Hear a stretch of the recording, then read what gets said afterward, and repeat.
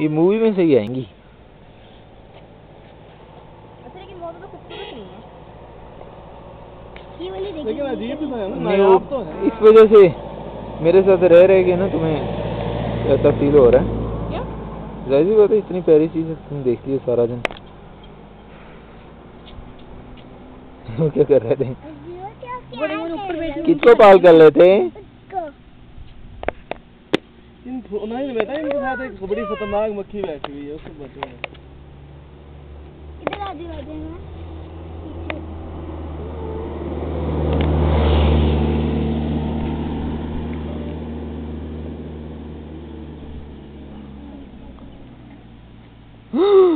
बादल आ शुक्र है अल्लाह। बच्चों जल्दी दुआएं मांगो ताकि ये सीन प्यारे लगें सबको।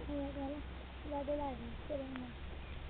इनके काफी कुछ देखना ना, अब तो चलो चलें।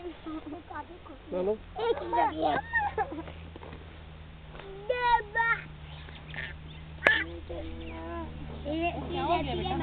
देखिए इधर हो सड़क से। चले चले